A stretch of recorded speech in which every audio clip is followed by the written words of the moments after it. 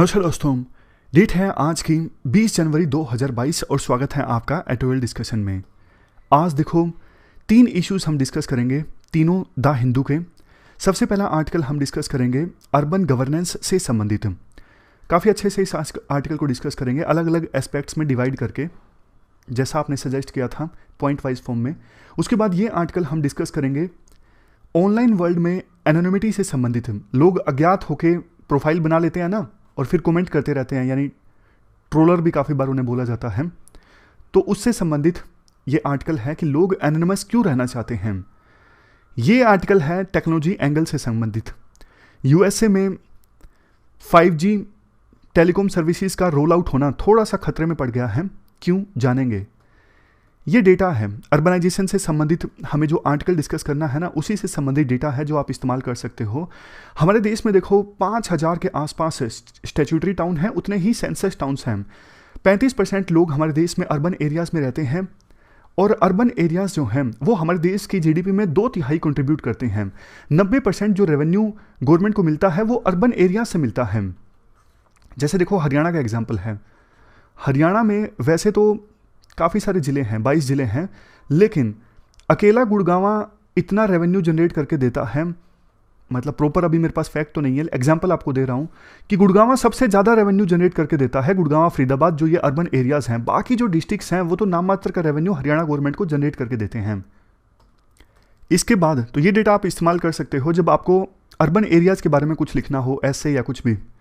ये question ethics का आपको अटेम्प्ट करना है। Discuss brief contribution of following philosophers to moral philosophy. इनका मोरल फिलोसफी में क्या कंट्रीब्यूशन रहा। यूपीएससी ऐसे क्वेश्चंस पूछ लेती है। 2-2 मार्क्स हैं सब। 5 जो ये फिलोसफर है ना, सबके 2-2 मार्क्स हैं। तो ब्रीफ में बिल्कुल आपको लिखना है। ये आज का क्वेश्चन है जो आर्टिकल हम डिस्कस करने जा रहे हैं उससे संबंधित। India needs better democratisation in urban areas. इस पे आपको इस लाइट में, मतलब ये जो कमेंट है ना, इसके कंटेक्स्ट में आपको ये डिस्कस करना है कि अर्बन गवर्नेंस के हमारे देश में क्या इश्यूज हैं, क्या क्या चैलेंजेस हैं। 250 वर्ड्स में आपको इस क्वेश्चन का आंसर देना है। चलिए डिस्कशन स्टार्ट करते हैं। First important article urban governance से संबंधित है। आप जीएस पेपर सेकंड के इस टॉपिक से आर्टिकल को रिलेट कर सकते हो। देखो ये सारे एस्पेक्ट्स हम कवर करेंगे इस आर्टिकल के डिस्कशन में। सबसे पहले बात करते हैं कंटेक्स्ट की। कंटेक्स्ट क्या है? देखो हाल ही में रिजर्व बैंक ऑफ इंडिया की एक रिपोर्ट जारी हुई जिसका नाम है state finances study of budgets of 2021-2022। इस रिपोर्ट में जो कि रिलीज हुई नवंबर 2021 में, आरबीआई ने कहा हमारे देश में जो 3 टियर गवर्नमेंट्स है ना, लोकल बॉडीज, उन्होंने देखो कोविड-19 की महामारी में एक इंपॉर्टेंट रोल प्ले किया। चाहे वो जहां पर केस आए उस जगह को कंटेनमेंट जोन के तौर पे मेंटेन करना हो, या फिर हेल्थ केयर इंफ्रास्ट्रक्चर को दुरुस्त करना हो बिल्कुल लोकल लेवल पर, इन सब चीज़ों में लोकल बॉडीज़ ने इंपॉर्टेंट रोल प्ले किया। इसकी वजह से लोकल बॉडीज़ का जो एक्सपेंडिचर है, खर्चा है, वो देखो एकदम से बढ़ गया, बूस्ट हो गया। लेकिन महामारी के कारण चूंकि सारी चीज़ें बंद थी, लॉकडाउन लगा हुआ था, उनके जो रेवेन्यू के सोर्सेज थे ना, वो एक प्रकार से श्रिंक हो गए। तो इस वजह से अर्बन लोकल बॉडीज़ पर जहां एक तरफ काम बढ़ गया लेकिन रेवेन्यू के सोर्स कम हो गए, तो इनके लिए काम करना बहुत मुश्किल हो गया। इनको दूसरे सोर्सेज पर डिपेंड होना पड़ा रेवेन्यू के लिए, फॉर एग्जांपल स्टेट गवर्नमेंट पर या फिर सेंट्रल गवर्नमेंट पर। आरबीआई ने फर्दर अपनी इस रिपोर्ट में यह कहा जो ये सिविक बॉडीज है ना, जैसे म्यूनिसिपैलिटीज हैं, इनको देखो फंक्शनल ऑटोनॉमी मिलनी चाहिए। फंक्शनल ऑटोनॉमी का मतलब ये है कि ये अपने आप से काम कर सकें बिना स्टेट गवर्नमेंट या फिर किसी दूसरी एजेंसी के इंटरफेरेंस के। इनका जो गवर्नेंस स्ट्रक्चर है वो भी मजबूत होना चाहिए। क्या मतलब है गवर्नेंस स्ट्रक्चर से? जैसे देखो कई जगहों पर मेयर को इलेक्ट किया जाता है सिर्फ 1 साल के लिए। आप बताओ यार, मेयर 1 साल के लिए इलेक्ट होगा, क्या तो उनका विजन होगा, कैसे वो ढंग से काम कर पाएंगे? तो गवर्नेंस स्ट्रक्चर भी मजबूत होना चाहिए और लोकल बॉडीज को फंक्शनल ऑटोनॉमी भी देने की आवश्यकता है। यही बातें 15th फाइनेंस कमीशन ने बोली थी। लेकिन देखो कंटेक्स्ट में ही ये बात बोली जाती है, कंटेक्स्ट थोड़ा लंबा हो गया। आरबीआई की इस रिपोर्ट में ना बातें तो बड़ी बड़ी बोली गई हैं, लेकिन यह नहीं बताया गया है कि कैसे फंक्शनल ऑटोनॉमी दी जाए, कैसे रेवेन्यू के सोर्सेज जनरेट किए जाएं। तो ये कंटेक्स्ट हो गया, मतलब कंटेक्स्ट से बड़ा ही हो गया। आरबीआई की रिपोर्ट के बारे में 2-3 बातें पता लग गई जिनको आप एज ए आंसर में रिकमेंडेशंस के तौर पर भी इस्तेमाल कर सकते हो कि in the recent RBI report this kind of recommendations have been given. अब बात करते हैं हिस्ट्री की। अर्बन बॉडीज की इंपावरमेंट की हिस्ट्री क्या है। देखो हमारे देश में ना आज़ादी के बाद अर्बन वर्ड का मतलब समझने के लिए सरकार ने पहली कोशिश की थी 1980s में।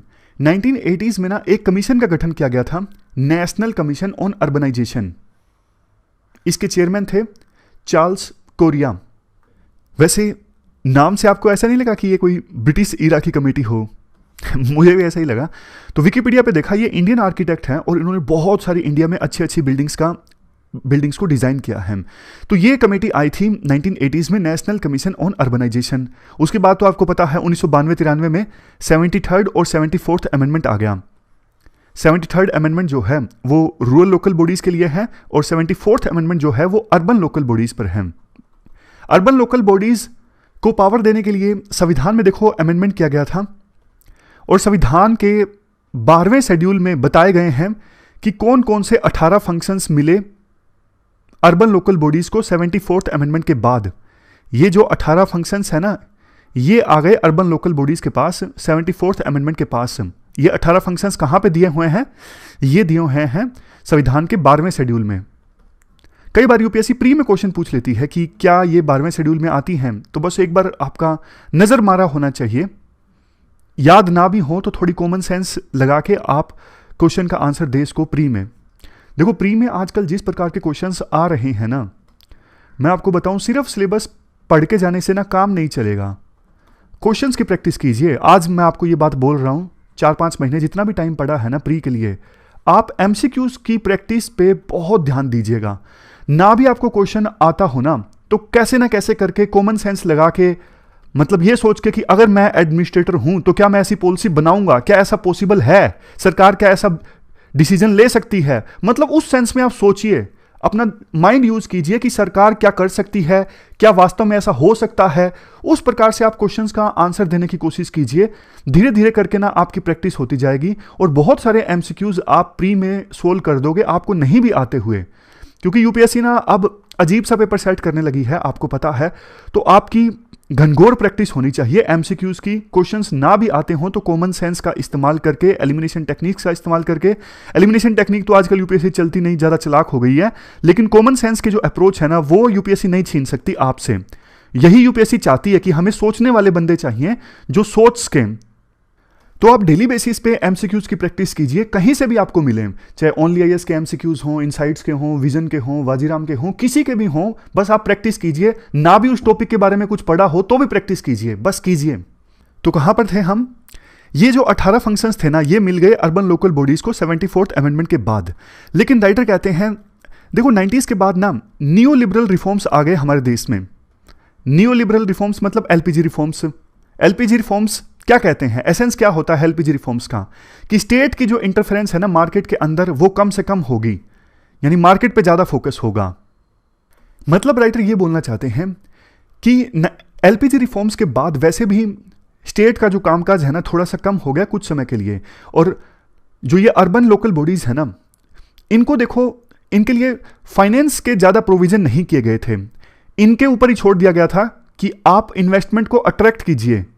मतलब अर्बन लोकल बॉडीज को एंटरप्रेन्योर बना दिया कि आप ऐसे ऐसे काम कीजिए कि आपके सिटी में इन्वेस्टमेंट आए और इससे आपको फायदा हो और आपका रेवेन्यू भी जनरेट हो, आप काम चला सकें। बाद में राइटर इस चीज का क्रिटिसिज्म भी करते हैं कि यार सिटीज को पैसा दे दो ना, एंटरप्रेन्योर क्यों बना रहे हो इनको, ढंग से ये प्लानिंग पे फोकस कर सकें, गवर्नेंस पे फोकस कर सकें। हमारे देश में ज्यादातर राज्यों में ना अर्बन लोकल बॉडीज के पास पैसों की बहुत कमी होती है। केरला मॉडल अलग है। राइटर केरला मॉडल की प्रशंसा करते हैं। वो कहते हैं केरला में स्टेट प्लान बजट का 40% जो हिस्सा होता है वो डायरेक्टली लोकल बॉडीज के पास जाता है, ताकि लोकल बॉडीज भी अच्छे से प्लान कर सकें और डेवलप कर सकें। पहले देखो ये अर्बन लोकल बॉडीज कई तरह के टैक्स लगाते थे, जैसे ऑक्ट्री टैक्स है, ऑक्ट्रॉय टैक्स है, यानी चुंगी टैक्स। चुंगी कर पहले लगा करता था, अब तो आपको शायद पता भी ना हो, मतलब जो नए बिगनर हैं उनको शायद ना पता हो। चुंगी कर में ये होता था, सिटी में जो सामान एंटर करता था ना पहले कंजम्पशन के लिए, पर्सनल यूज के लिए, उस पर टैक्स लगता था। आजकल तो जीएसटी आ गया है, ये चुंगी कर लगता नहीं है। मतलब आप में से जो सीनियर है उनको पता होगा, लेकिन जिन्होंने अभी अभी स्टार्टिंग की है उनको शायद इस बारे में नहीं पता होगा। पिंपरी, चिंचावाड़ और पुणे, ये देखो महाराष्ट्र में है, ये इंडस्ट्रियल रीजन्स है। यहाँ की जो म्यूनसिपैलिटीज़ है ना, ये काफ़ी चुंगी कर वसूला करते थे, लेकिन अब तो इस प्रकार के टैक्स ये वसूल नहीं सकते जीएसटी आने के बाद। तो इनका थोड़ा बहुत जो रेवेन्यू का सोर्स था ना, वो भी श्रिंक हो गया। अब देखो चैलेंजेस की बात की जाती है। देखो सिस्टमेटिक ढंग से हम चल रहे हैं, पहले कंटेक्स्ट डिस्कस किया, फिर हिस्ट्री डिस्कस की, अर्बन लोकल बॉडीज की इंपावरमेंट की। अब चैलेंजेस, इनके द्वारा क्या क्या चैलेंजेस फेस किए जाते हैं। कुछ चैलेंजेस तो आप बिना सुने ही बता दोगे, जैसे कि फाइनेंस की दिक्कत होती है इनके पास। जब कोविड-19 की महामारी आई तो 121 म्यूनसिपल कॉरपोरेशंस का सर्वे किया गया था आरबीआई के द्वारा, जिसमें पाया गया 70% म्यूनसिपल कॉरपोरेशंस का जो रेवेन्यू है ना, वो श्रिंक हो गया और एक्सपेंडिचर बढ़ गया बाय 71.2%। आरबीआई की रिपोर्ट ये भी कहती है अर्बन लोकल बॉडीज वैसे ना प्रॉपर्टी टैक्स लगा सकती हैं, लेकिन प्रॉपर्टी टैक्स हमारे देश में ना ज़्यादा अच्छे से लगाया नहीं जाता है अर्बन लोकल बॉडीज के द्वारा। कुछ भी रीज़न मान लीजिए, लोग विरोध करते हैं या फिर इतनी कैपेबिलिटी नहीं है कि प्रॉपर्टी टैक्स को एफिशिएंटली वसूला जा सके। देखो सिर्फ एक्सक्यूजेज हैं, वसूलना चाहे तो कुछ भी वसूल सकते हैं। ओईसीडी की रिपोर्ट कहती है कि हमारे देश में lowest property tax collection rate है पूरे वर्ल्ड में, मतलब property tax to GDP ratio हमारे देश में बहुत कम है, ज़्यादा होनी चाहिए। अच्छे से प्रॉपर्टी टैक्स को वसूलना चाहिए। नेक्स्ट चैलेंज ये है, अभी देखो कोविड-19 की जब महामारी आई, आपने देखा किस प्रकार से प्रधानमंत्री की मीटिंग्स हुई मुख्यमंत्रियों के साथ में। इवन देखो जो डीएम है ना, डिस्ट्रिक्ट कलेक्टर्स, डिस्ट्रिक्ट मजिस्ट्रेट्स, उनके साथ भी प्रधानमंत्री ने मीटिंग की। आप एक बात बताइए, क्या आपने देखा कि मेयर्स की मीटिंग हुई हो प्रधानमंत्री के साथ में या फिर सीएम के साथ में? नहीं, मेयर्स तो गुम थे पूरी तरह से इस डिजास्टर के दौरान। क्यों? सरकार का ज्यादा फोकस ना इलेक्टेड जो लीडरशिप है ना उसके साथ एंगेज करने पर नहीं था, जो ब्यूरोक्रेसी है ना उसके साथ एंगेज करने पर ज्यादा फोकस था सरकार का। यह गलत अप्रोच है। नेक्स्ट पॉइंट, बहुत से राज्यों में आज भी जो ये म्युनिसिपल बॉडीज है ना, ये देखो स्टेट गवर्नमेंट का एक ऑर्गन बन के रह गई हैं। उनको अलग से ऑटोनॉमी नहीं मिलती काम करने की। नेक्स्ट चैलेंज, अर्बन इंपावरमेंट की दिशा में सरकार की जो अप्रोच है ना, पीस मिल है। क्या मतलब होता है पीस मिल का? जैसे देखो कभी तो स्मार्ट सिटी मिशन लॉन्च कर दिया, कभी स्वच्छ भारत मिशन लॉन्च कर दिया। ऐसे कोई ना कॉम्प्रिहेंसिव बड़े विजन के साथ, कॉम्प्रिहेंसिव स्ट्रेटेजी के साथ कैसे अर्बन लोकल बॉडीज को एम्पावर किया जाए, ऐसा कोई मिशन, ऐसा कोई विजन, स्कीम, प्रोग्राम नहीं सामने आता। पीस मिल अप्रोच है। आज ये स्कीम ले आए, कल वो प्रोग्राम ले आए, अगले दिन कुछ और ले आए, ऐसा नहीं, हेवाई अप्रोच है। नेक्स्ट है urban development is state subject. Urban development जो है ये देखो स्टेट डोमेन में आता है, तो ये स्टेट्स पे डिपेंड करता है। जिस स्टेट में देखो डेमोक्रेटिक मूवमेंट ज़्यादा हावी है, जैसे केरला है, केरला में आपको पता है इस प्रकार की डेमोक्रेटिक जो मूवमेंट है पास्ट में भी इतिहास रहा है, वहाँ पे ज़्यादा हावी रही है। इसी वजह से लोकल बॉडीज़ वहाँ पे ज़्यादा इंपावर्ड हैं as comparison to other states. तो ये हमने बात की कि क्या करना चाहिए, चैलेंजेस क्या है, सॉरी। उसके बाद ना छोटा सा मॉडल डिस्कस किया गया है स्कैंडिनेवियन कंट्रीज का।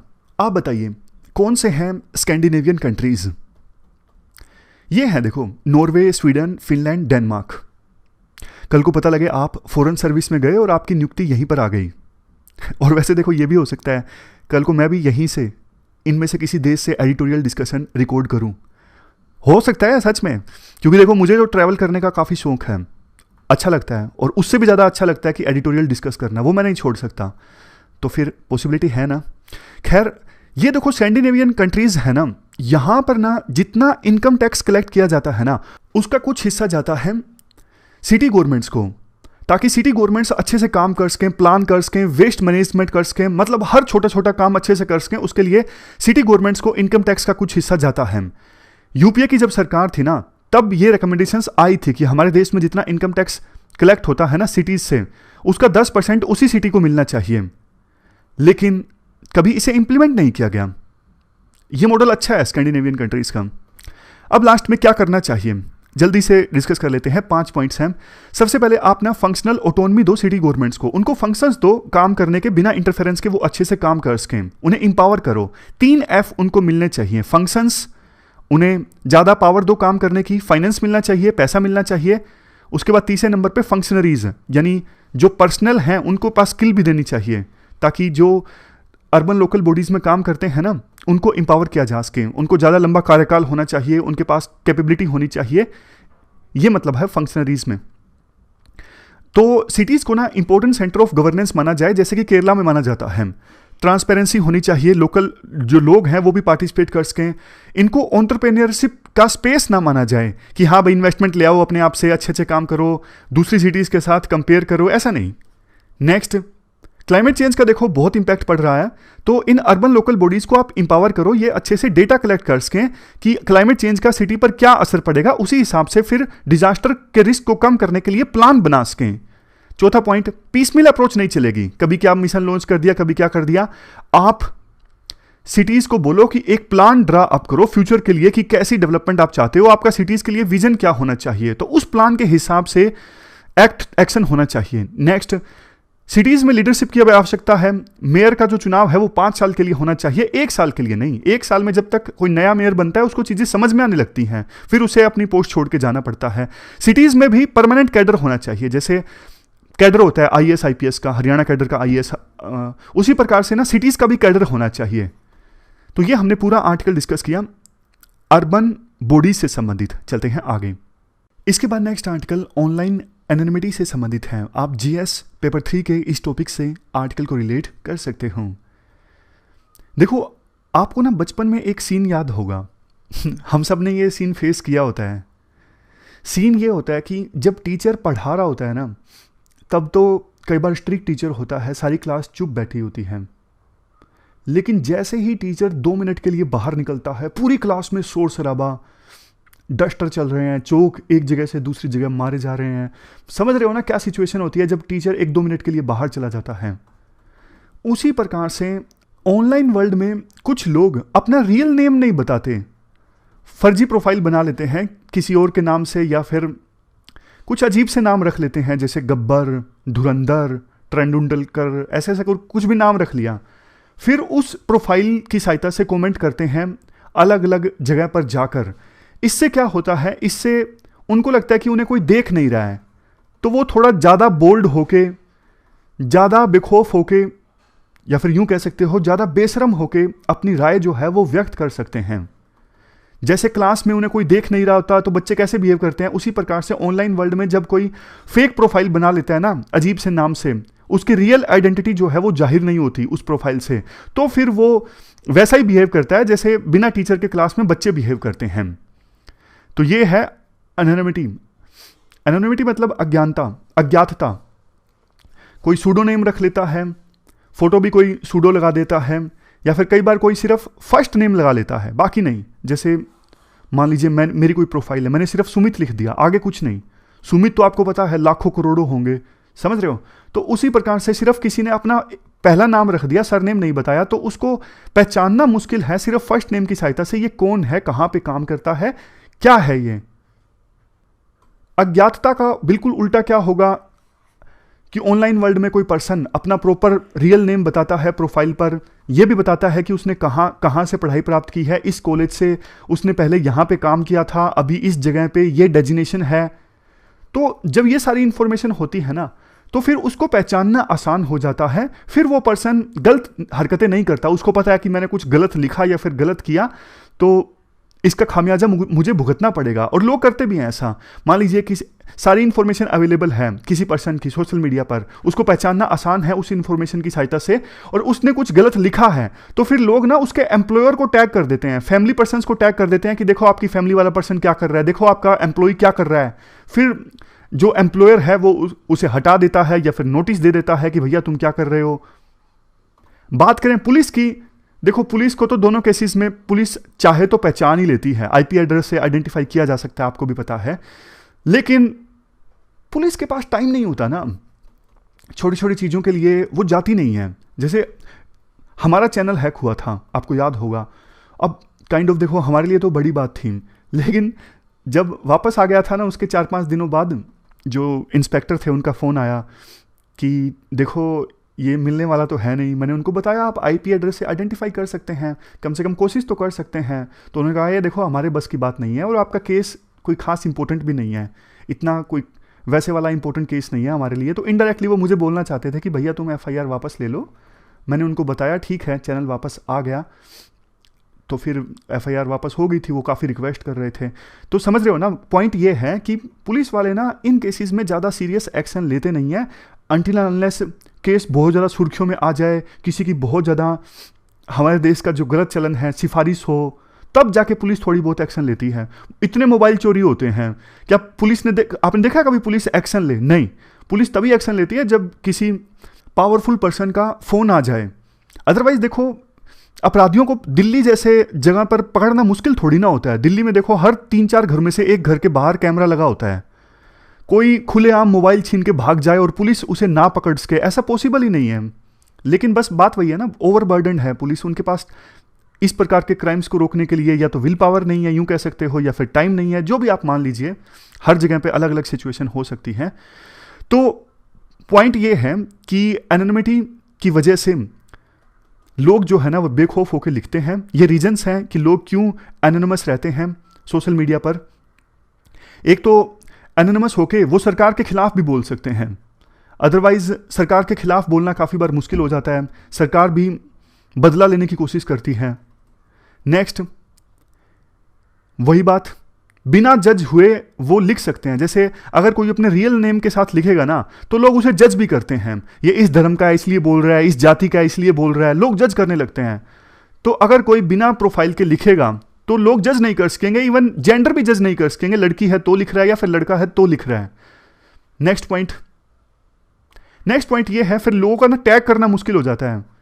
जब रियल आइडेंटिटी जाहिर हो जाती है तो उसके नॉन पर्सन्स को लोग टैग करने लगते हैं ना कि आप इन्हें सिखाइए। तो फिर अगर कोई फेक प्रोफाइल से कमेंट करता है तो फिर किसी को पता ही नहीं होता कि ये पर्सन कौन है, तो उसके रिश्तेदारों को, एम्प्लॉयर को टैग करना मुश्किल हो जाता है ऐसे केस में। लेकिन इससे प्रॉब्लम क्या है? मतलब ये तो हमने जान लिया कि लोग एनोनिमस होकर क्यों लिखते हैं, लेकिन अगर जब एनोनिमस होकर लिखते हैं तो इससे नुकसान क्या होते हैं? नुकसान देखो ये होते हैं, एक तो कन्वर्सेशनल इनबैलेंस हो जाता है। मान लीजिए कोई पर्सन है जिस रियल आइडेंटिटी वाला है, वो किसी फेक प्रोफाइल वाले पर्सन से बात कर रहा है या फिर सूडो प्रोफाइल वाले पर्सन से बात कर रहा है, तो कन्वर्सेशन में ना इम्बैलेंस है। ये फेक प्रोफाइल वाला पर्सन इसके बारे में सब कुछ जानता है जिसने अपनी रियल प्रोफाइल बना के रखी है, लेकिन रियल प्रोफाइल वाला पर्सन सूडो नाम वाली प्रोफाइल के बारे में कुछ नहीं जानता। तो कन्वर्सेशन में इम्बैलेंस तो है ना। देखो, कोई जरूरी नहीं कि ये सूडो नेम वाली प्रोफाइल वाले पर्सन क्राइम करें, अब्यूज करें ऑनलाइन। लेकिन देखो ये बात भी सच है, जितने लोग अब्यूज करते हैं ना ऑनलाइन वर्ल्ड में, ज़्यादातर वो फेक प्रोफाइल वाले ही होते हैं। रियल प्रोफाइल वाले लोग अब्यूज करें संभावना थोड़ी कम है as comparison to fake profiles. ज़्यादातर जो मिस इन्फॉर्मेशन या फिर डिस इन्फॉर्मेशन फैलाई जाती है ना, वो भी इन्हीं फर्जी प्रोफाइल वाले लोगों के द्वारा फैलाई जाती है। जो लॉ इन्फोर्समेंट अथॉरिटीज़ हैं वो तो इनकी अकाउंटेबिलिटी फिक्स कर सकती हैं, इनको गिरफ्तार कर सकती हैं इनका आईपी एड्रेस ट्रैक करके, लेकिन जो नॉर्मल पर्सन्स हैं ना, उनके लिए मुश्किल हो जाता है। उनके पास एक ही चारा बचता है, या तो वो सोशल मीडिया प्लेटफॉर्म के पास जाएं। जैसे ट्विटर पे अगर कोई गाली गलौज करता है फेक प्रोफाइल वाला, तो कोई पर्सन ट्विटर के पास जा सकता है। ट्विटर भी समझता नहीं है इन इश्यूज़ के पास में, वो इतना जल्दी रिस्पॉन्ड करता नहीं है, कर भी दे तो उसको पता ही नहीं होता इशू का कि गलती किसकी है, तो वो इग्नोर कर देते हैं। लॉ इन्फोर्समेंट अथॉरिटीज़ के पास जाओ, उनको भी लगता है कि क्या छोटी मोटी बातों के लिए हमारे पास आ गए, समझ रहे हो ना। तो इसलिए फेक प्रोफाइल वाला पर्सन अगर किसी रियल प्रोफाइल वाले पर्सन को अब्यूज करता है, मिस इन्फॉर्मेशन फैलाता है, तो वो जो रियल प्रोफाइल वाला पर्सन है उसके पास कोई चारा बचता नहीं ज़्यादा, भाई क्या एक्शन लिया जाए। और कई बार तो देखो सोशल मीडिया प्लेटफॉर्म्स ना खुद ही बोलते हैं कि आप एनोनिमस होके अपना रिव्यू दीजिए। जैसे ग्लास डोर एक कंपनी है, प्लेटफॉर्म है, जहाँ पे लोग अपना रिव्यू देते हैं। तो इस पर ये खुद बोलता है प्लेटफॉर्म कि आप ना एनोनिमस होके अपना रिव्यू दीजिए। रेडिट जो एक प्लेटफॉर्म है कोरा की तरह, यहाँ पर भी एनोनिमिटी को एनकरेज किया जाता है। रेडिट का कहना है अगर कोई पर्सन अज्ञात होकर अपना व्यू जाहिर करेगा तो उसका रियल बाहर आएगा, जो वो बोलना चाहता है रियल में वो बोल सकेगा, क्योंकि उसको किसी चीज़ का शर्म नहीं होगी कि लोग उसे जज करेंगे, उसको बेइज्जती इज्जत का डर जो है वो खत्म हो जाएगा, तो वो सही लिखेगा, ऑनेस्ट लिखेगा। इसलिए रेडिट जो है वो एनोनिमिटी प्रमोट करता है। वे फॉरवर्ड में कहा जाता है, देखो ये सेम वैसा ही है जो हमने इंट्रोडक्शन में डिस्कस किया। जब आपको कोई नहीं देख रहा है ना, तो आप थोड़ा घटिया ढंग से बिहेव करते हो, क्योंकि आपको लगता है कि हम फंसेंगे नहीं, हमें कोई जज नहीं करेगा। तो इसलिए अगर सोशल मीडिया ये कंपलसरी बना दे कि आपको अपनी रियल प्रोफाइल ही डालनी है, जैसे पहले कई बार बोलते थे कि अगर फेक न्यूज़ को रोकना है तो आधार कार्ड से जोड़ दो सोशल मीडिया के प्लेटफॉर्म्स को, फिर कोई एब्यूजिंग, ट्रोल ये सब खत्म हो जाएगा। तो इसके बारे में सीरियसली सोशल मीडिया प्लेटफॉर्म्स को सोचना चाहिए, है ना। एक बात ये भी होती है, अगर कोई रियल प्रोफाइल वाला पर्सन है ना, उसको कम से कम अपील तो की जा सकती है इमोशनली कि प्लीज़ आप ऐसा मत कीजिए, मेरा मेंटली मैं इनस्टेबल हो रहा हूँ। फेक प्रोफाइल वाले पर्सन से तो क्या तो अपील करें, ऐसा पॉइंट राइटर देते हैं। तो ये हमारा पूरा आर्टिकल हमने डिस्कस किया सोशल मीडिया पर एनोनिमस रहने से संबंधित। चलते हैं आगे। इसके बाद नेक्स्ट आर्टिकल तो देखो छोटा सा है। यूएसए में ना 11 महीने हो गए जब टेलीकॉम कंपनीज ने बिड्स जीती थी 5G ऑपरेशंस को रोल आउट करने के लिए, लेकिन इस हफ्ते ना एक मेजर दिक्कत सामने आ गई।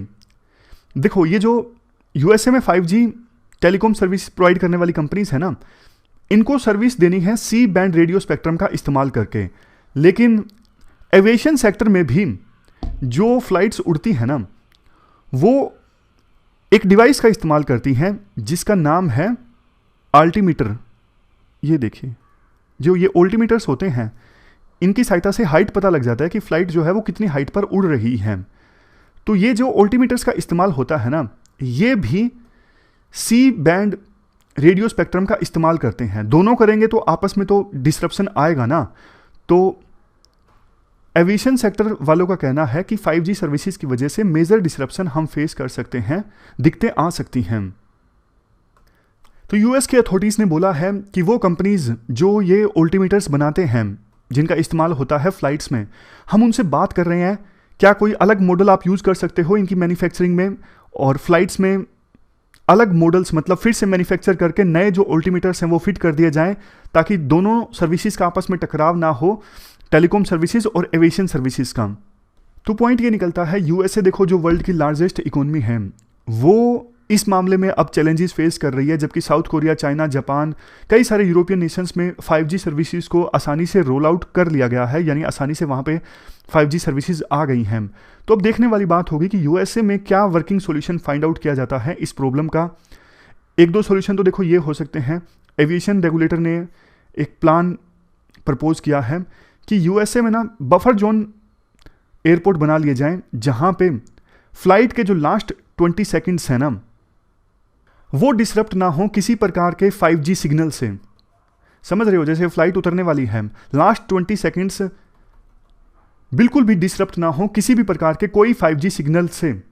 जब प्लेन उतर गया फिर तो बेशक डिसरप्ट हो जाए, फिर तो हाइट का पता लगाने की जरूरत ही नहीं है ना। तो देखने वाली बात होगी कि अब यूएसए की अथॉरिटीज़ क्या एक्शन लेती हैं। तो ये इनका मामला था, थोड़ा टेक्नोलॉजी से संबंधित है, इसलिए हमने डिस्कस कर लिया। हो सकता है यूपीएससी क्वेश्चन अल्टीमीटर्स पे ही पूछ ले है ना। तो ये थी हमारी आज की डिस्कशन। फिलहाल इस डिस्कशन में इतना ही है। 3 इश्यूज आज हमने डिटेल से डिस्कस किए। Thank you very much for discussion.